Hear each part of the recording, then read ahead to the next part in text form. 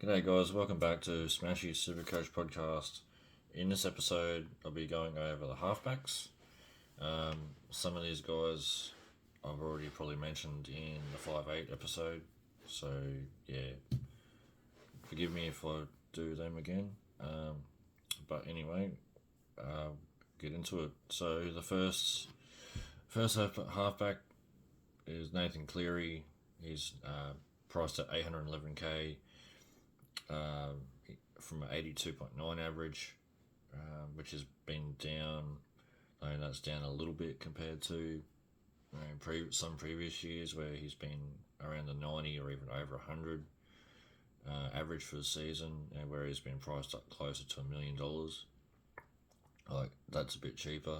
And then going into the season, like, he's had a shoulder up in the off season, so like most of the off season they've been saying that he's going to be touch and go, but it looks like he's most likely going to be fit. The Panthers are playing over in Vegas as well to start the year, so yeah, they've got that, and then obviously coming back again from Vegas and that. So Panthers also have a reasonably tough opening draw. And then they've also got other players like Dylan Edwards and Blaze Talangi also have had the same shoulder operations over the off season. So whether they're all definitely 100% come round one in Vegas is another thing. He's 46% owned, so he's very popular. I suppose he's popular for a reason. He's the top halfback in the game. So yeah, at the moment haven't got him in my team, but yeah, he's obviously the most expensive halfback for a reason, and the most highly owned one for a reason, but he is the best around. So, but hopefully, for me, hopefully that he doesn't start too fast.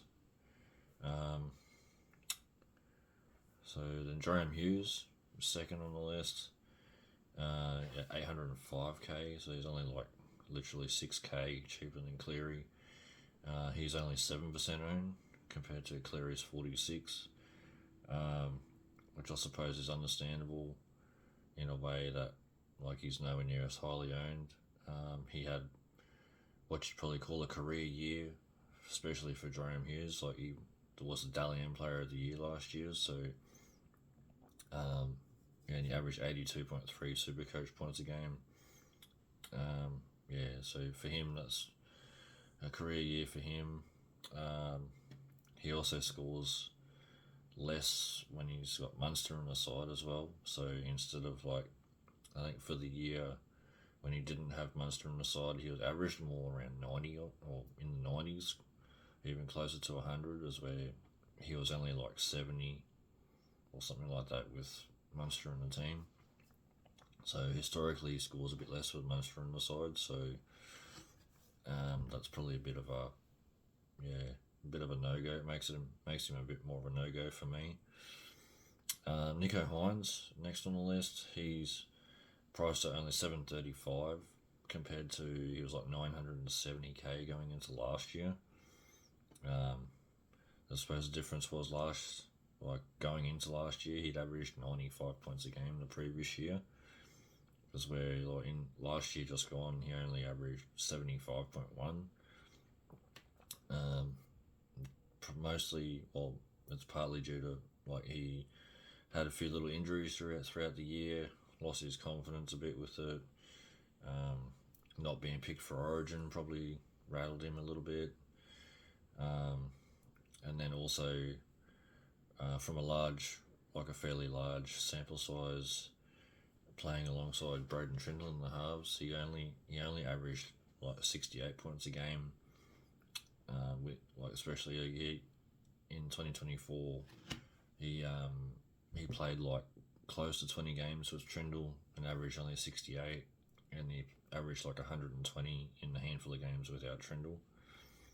So he's potentially even slightly overpriced when it comes to the games played with Trindle. He's actually overpriced going by that. But then they're talking about he's possibly going to be playing 6 rather than 7, and Trindle playing 7, being dominant half, which could actually potentially free Hines up to play a bit more off, like eyes up footy rather than worrying about controlling the team.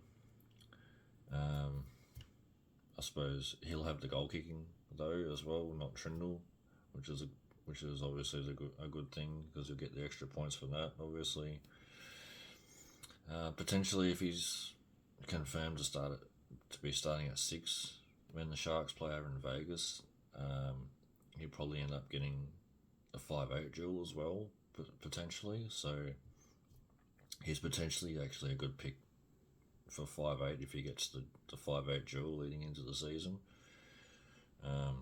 Like currently he's 18%, which is like still fairly popular, really. It's not too pottish. It's still pretty popular. I mentioned Dylan Brown in the 5'8" episode. But yeah, he's 11%, average 66.6. He's 651k. Yeah, I mentioned about how he's coming back from a partially torn ACL, so there'd be a little bit of worry there potentially about rupturing ACL at some stage during the year. Next halfback after that on the list, DCE. He's priced at 646k, so he's about 155k roughly cheaper than Cleary. He's only 3% owned as well, so anyone who starts with him, has a bit of a pod there. Looking into Manly's early draw, they've got like 5 of their first 7 games at Brookvale Oval. So, and also I looked into games played at home for Manly for DCE when Manly played at home. He averaged 73 across the season at home games, where he only averaged 66 overall for the season. So he probably averaged somewhere in the 50s when he played away from home.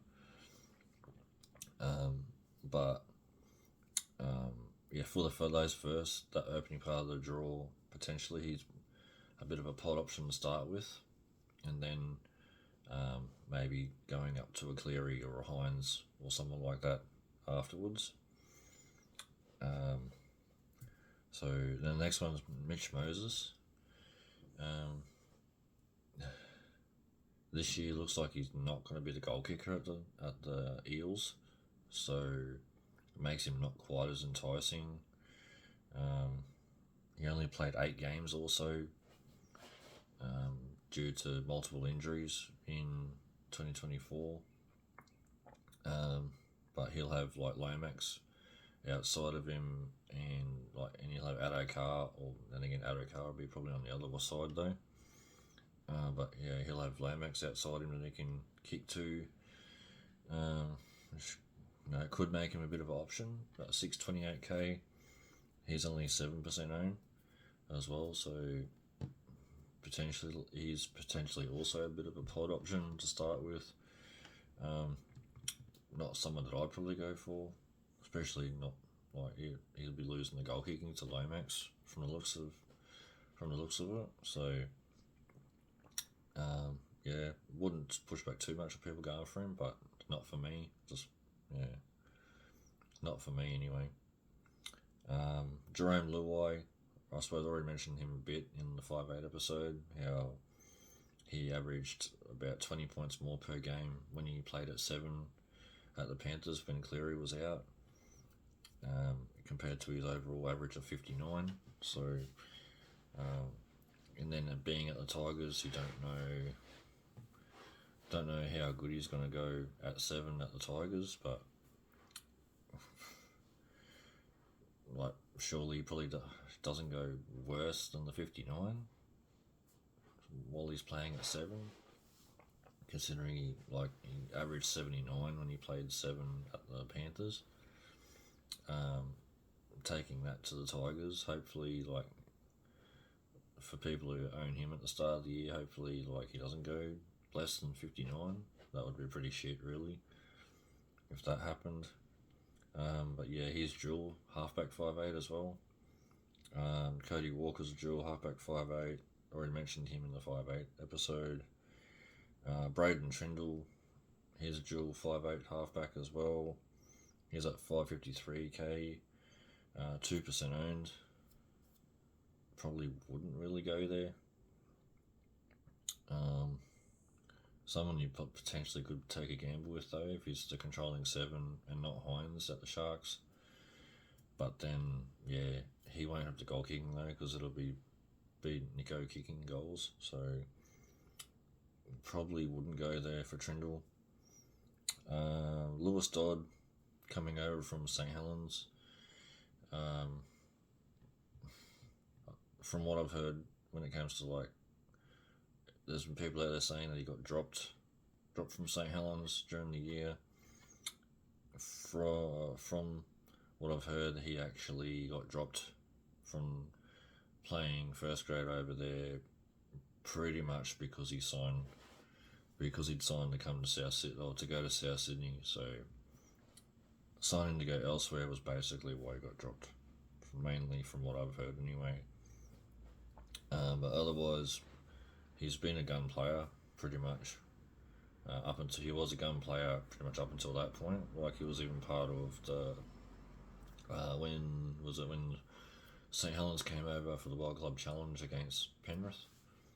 He was actually the guy that kicked the winning field goal to beat the Panthers in that game. So yeah, at 336k could be worth a bit of a gamble if you wanted to.